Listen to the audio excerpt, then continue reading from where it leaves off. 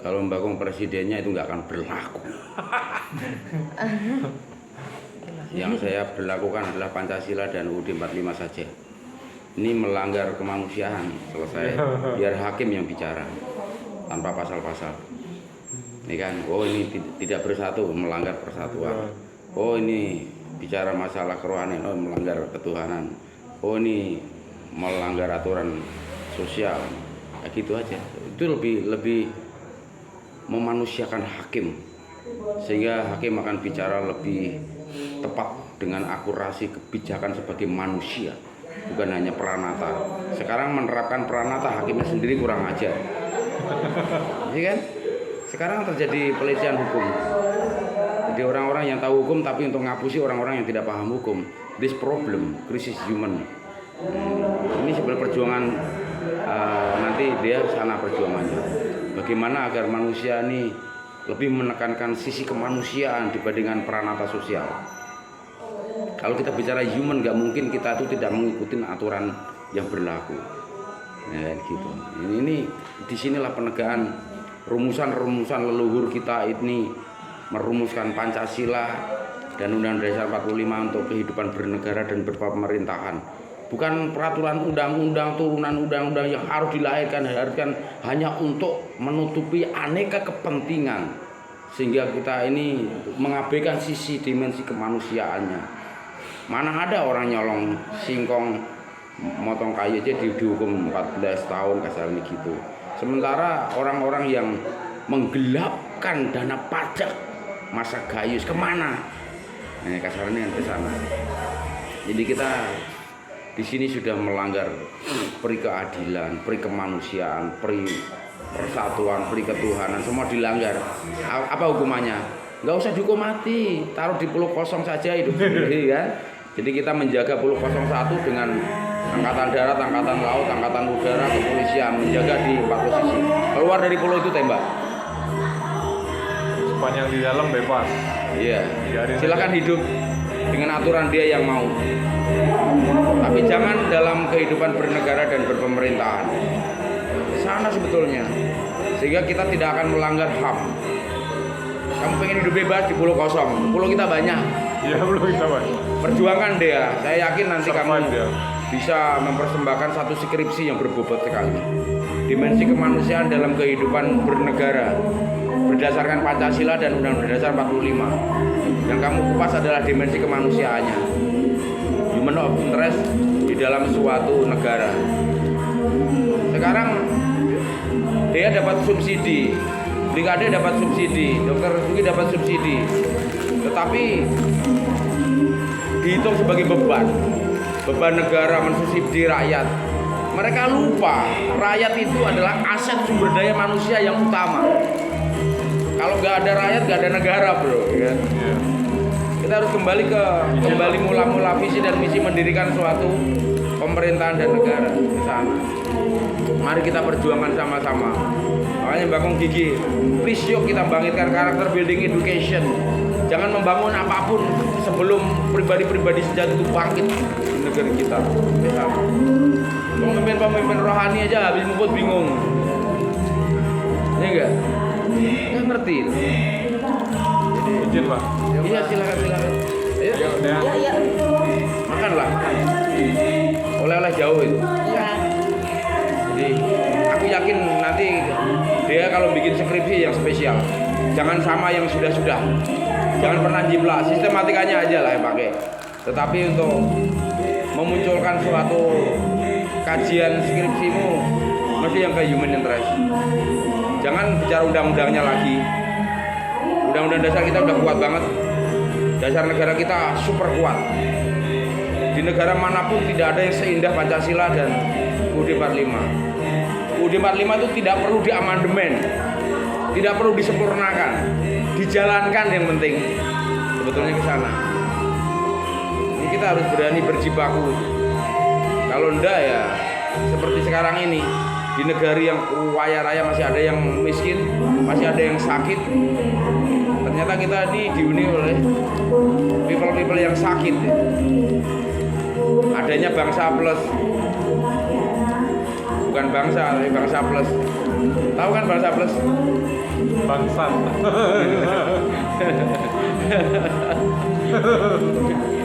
Jadi kan kita di dunia ini hanya dihuni dua bangsa sebetulnya, bangsa dan bangsa plus saja.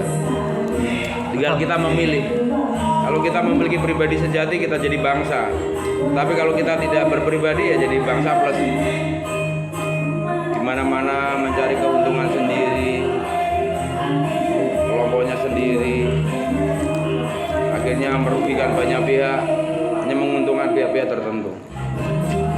Ini bersyukur kamu masuk di dunia hukum. Mbakku senang sekali. Kakakmu dua udah dokter, kamu dihukum. Please munculin sesuatu. Dan harus jangan berhenti di skripsimu nanti. Kalau udah mengangkat kajian human tentang kaidah hukum di negeri kita, lanjutkan lagi ke tesis kamu, ke disertasi kamu, ke presentasi kamu. Jadi nanti kamu profesor termuda di Indonesia. Keren. Ke sana, jangan stop begitu.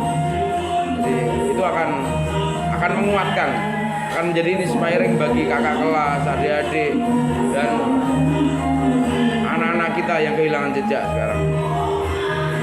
Itu sebetulnya yang Mbak pribadi prihatinkan. Jadi bukan apa-apa, sehingga mengabaikan beragam kepentingan secara pribadi terabaikan. Ya enggak apa, mengorbankan dimensi pribadi tak pikir nggak ada buruhnya. Kalau bisa menyentuh sesuatu yang lebih intrinsik di pribadi-pribadi, itu kerinduan Bakung. Makanya Bakung pernah bilang kan sama Dea, please Dea, lebih dikhususkan, lebih disempitkan lagi dalam setiap kasus. Ya, makanya dalam ilmu hukum itu jangan bicara tentang faktual. Itu fakta hukum adalah peristiwanya sendiri. Ketika kita bicara masalah faktanya, kita tidak bersinggungan dengan kronologi kasus. Suatu ketika kamu akan menjadi seorang pengabdi hukum yang tajam. Mana ada yang tidak sekarang ini berkepentingan. Menyedihkan loh, ya. Anak-anakku tuh yang tinggal di luar tuh karena tidak diapresiasi karyanya, kreasinya. Tapi ketika tinggal di Australia, tinggal di Hong Kong, mereka dibiayai negara semua. Sehingga dia hanya berinovasi, mempersembahkan apa yang dia mampu maksimal. Anak Bakung ada di IV, Institute Vocational Education. Udah 4 tahun jadi dosen di sana. Tapi tetap ngasih materi Javanologi juga. Jadi Di mana? di Hong Kong. Jadi Dia berdua ya. Jadi banyak sekali yang harus disampaikan kepada sisi-sisi human interest itu tadi. Kayaknya kita nggak penting banget deh mencapai ini dan itu kalau kita mengabaikan ya human interest di sana. Banyak yang harus kita perjuangkan. Makanya sekarang itu sudah terbukti. Berkali-kali saya bilang, ini TK-nya besar sekali, kampusmu besar sekali kosong sekarang. Baru tadi ada auditorium ada 150 orang kan. Setelah 2 tahun kesannya gitu. Wisuda sekarang daring. Bisa kebayangkan kalau kamu di wisuda di rumah yang mindahin kuncir bapakmu. Nangis loh. Nangis. Ngilu sekali. Masa kuliahnya di kampus yang mindahin kuncir bapak kita.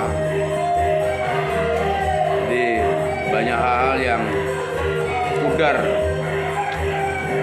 terem.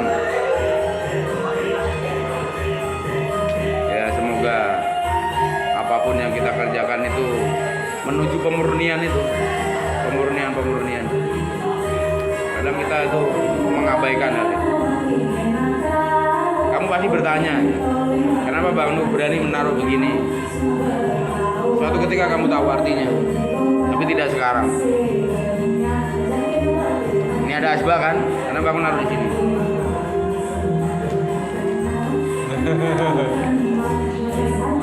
Jorok kan? Enggak, jorok Bang. Ya. Iya. Ini ada asbak gede kan, tapi Mbak Kong naruh di sini, jorok sekali kan. Tapi kenapa habis? Suatu ketika kamu tahu artinya. Jangan Mbak Kong yang menjelaskan, tapi temukan. Kenapa puntumnya bisa habis? Orang lain belum tentu. Bapak ngerokok nanti tes. Kenceng. Kenceng. Jadi, Bapak kalau mendidik orang itu nggak ngajarin, tapi tak suruh praktek. Harus melalui, biar paham betul apa yang dijalaninya. Kalau saya ajarin kamu harus A, B, D, pasti dia memberontak. Dia misalnya tak suruh A, B, D pasti memberontak. Tapi beda dia seperti ini nak. Kamu lalui, kamu mengalami mendapatkan suatu yang spesial, kamu pasti melanjutkannya dengan sendiri, panggilan jiwa. Akhirnya bukan mampu tapi mau, dari nurani terdalam. Nah, inilah sebetulnya bangkit spirit of life di sana. Ini saya sudah bilang kemarin, dia nanti kamu tidak pakai kacamata nak, ya. Nah, itu praktekin yang Mbak Kong kasih terapi materi. Tak ajarin sekali saja, lakukan. 6 bulan kemudian saya tidak melihat lagi dia pakai kacamata. Itu dimuseumkan, dikasih figura bagus di dinding. Serius loh. Mbak Kong harusnya kan pakai kacamata dulu.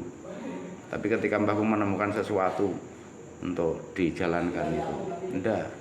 Ya kan, akhirnya orang-orang yang masih di bawah 40 tahun bisa nggak pakai kacamata dengan terapi matahari itu. Kalau kamu ini 4 bulan sampai 6 bulan selesai ya, punya figura bagus untuk kacamatamu. Simpel sekali itu.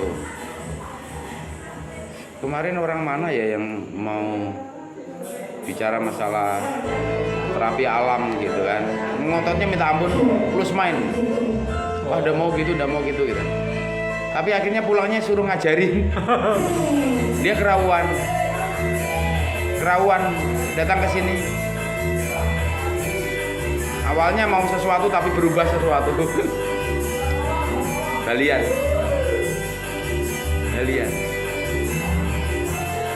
Akhirnya rawuhlah melalui dia. Jadi yang akan sesuatu nggak jadi tapi dapat sesuatu.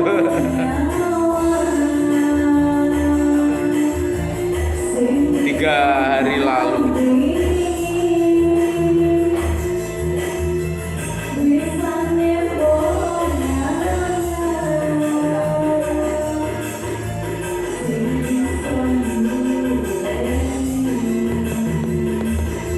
banyak hal yang bisa kita persembahkan kalau sudah melalui itu tadi nanti dirubah pola salesnya dirubah.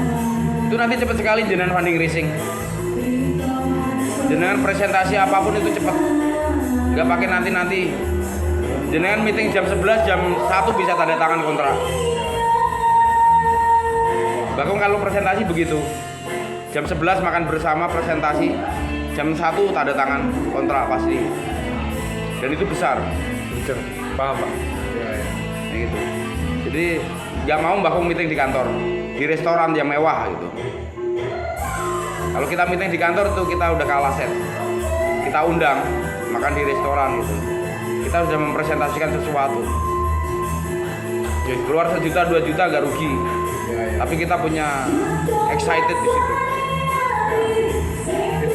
Presentasi cerita di restoran mewah kayak gila kan?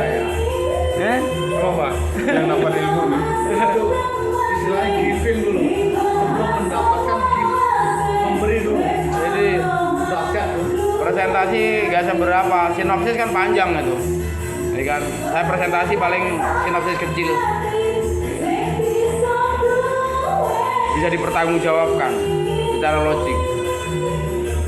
Bahasa promosi Rp1 untuk seberapa lama menjangkau people. Kan kita harus paham ilmu marketing juga jatuhnya. Kalau kita presentasikan itu, ini butuh berapa? Ya maunya berapa? Kita tunjukkan. Kalau sekian A, kalau sekian B, kalau sekian C, kasih choice. sini ada selling point, ya kan? Ada probably samplingnya, contoh langsungnya ada pilihan, ada choice. Wah, itu cepat sekali. Kalau meeting jangan orang-orang yang tangan kedua ketiga, jangan langsung ownernya. Gitu. Kalau perlu diajak nginep di villa, gitu kan? Presentasi. Ini ada servis kita di villa ini. Kerjanya presentasi. Udah siang itu udah tanda tangan kontrak. Jadi harus bawa sekretaris juga untuk menyiapkan draft kontraknya. Itu otomatis ya udah siapkan. Kalau nggak bawa sekretaris ya nelpon kantor ribet amat. Bawa laptop, bawa printout, bawa meternya, kayak gitu bagus kalau presentasi story. Ya ikut semua. 5 perusahaan besar itu saya presentasikan seperti itu, goal semua. Bisa. Jadi ini nih banyak pembelajaran, makanya harus dibedakan itu tadi. Sales, marketing atau promosi manager itu harus dibedakan. Kalau kita merangkap ya posisi kita harus tahu. Saat kita bicara marketing ya bicara marketing. Kalau kita mau jualan ya kita bicara sales, bukan bicara marketing. Ya kan ke sana. Jadi enggak ngantor. Misalnya ini seorang produsen, duitnya kan banyak. Bukan tahun ini ya untuk promosi, pasti tahun depan. Ya kan progress plan kan nggak mungkin hari ini jadi langsung dibikinnya, enggak. Kita bicara sekarang nanti untuk tahun depannya. Karena kita sudah melalui masa promosi mereka. Dan setiap company itu biasanya berakhir di bulan September. Maka kita presentasi harus sebelum September. Kita harus tahu timing. Kalau presentasi di bulan November, Desember ya close karena udah tutup buku. Nggak akan dapat kita. Presentasi itu bagus di bulan Mei, Juni, Juli. Agustus sudah sibuk dengan acara kenegaraan kan merembet itu. Mei, Juni, Juli kalau presentasi pasti goal. Jadi kita harus paham, cerdas menganalisa momentum